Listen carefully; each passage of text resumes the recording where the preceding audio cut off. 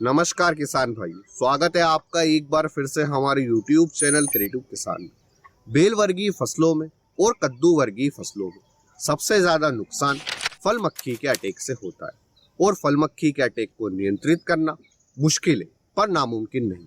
इसलिए आज हम इस वीडियो के माध्यम से जानेंगे कि फल मक्खी हमारी फसल को किस तरह से बर्बाद करती है, किन किन फसलों पर हमें फल मक्खी का अटैक देखने को मिलता है और हम इसे किस तरह से नियंत्रित कर सकते हैं। इसके साथ ही वीडियो के अंत में मैं आपको एक ऐसा देसी घरेलू जुगाड़ बताऊंगा जिसकी मदद से आप फल मक्खी के अटैक को नियंत्रित कर सकते हैं और अपनी फसल में फल मक्खी से होने वाले नुकसान को बचा सकते हैं।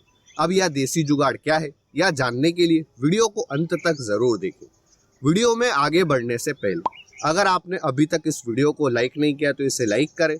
हम इस वीडियो पर 2000 लाइक्स का टारगेट लेकर चलते हैं, तो फटाफट से लाइक करके टारगेट को कंप्लीट करें।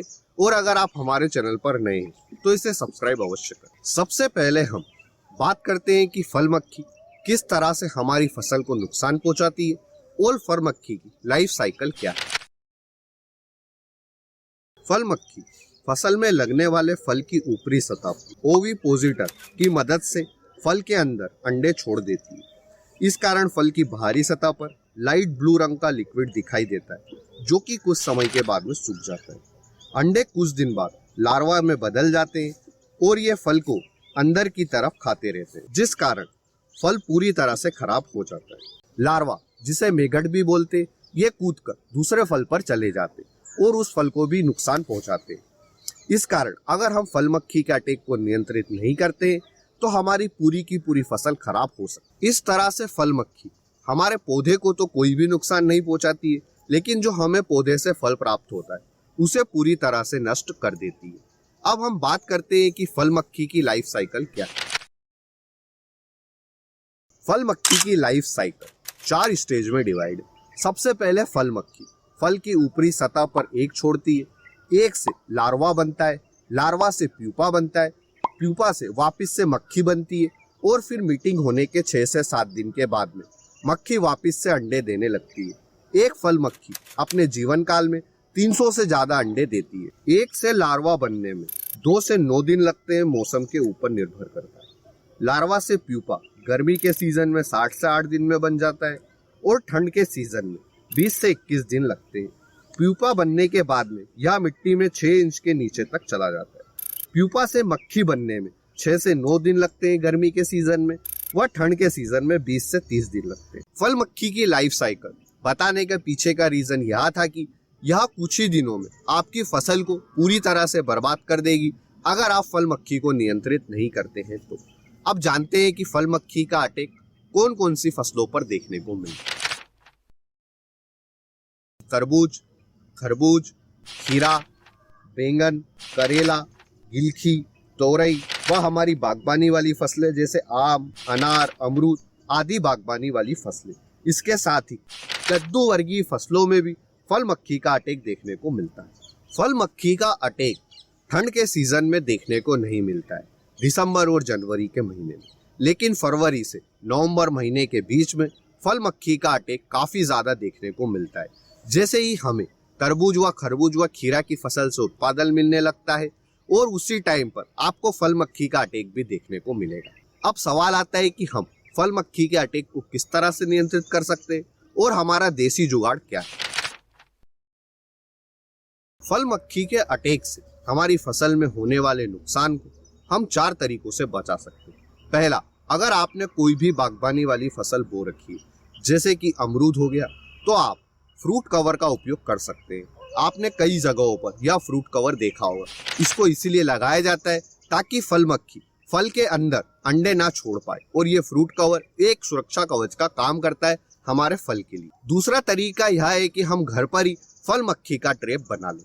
अब वह किस तरह से बनाना है यह जानते हैं। इसके लिए आप सबसे पहले इस बोतल को कुछ इस तरह से काट लें और फिर उसके बाद में आप 10 से 20 ग्राम गुड़ लें और गुड़ लेने के बाद में आप जो हमारा एप्पल विनेगर आता है जिसे हिंदी में सिरका भी कहते हैं, यह आप 20 से 30 ml लें।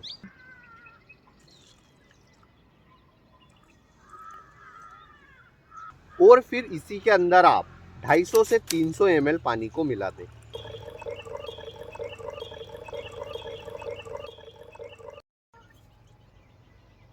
और फिर आप जो हमने यहाँ जो बोतल काटी थी इसके ऊपर का यह ढक्कन कुछ इस तरह से इसमें रख दें।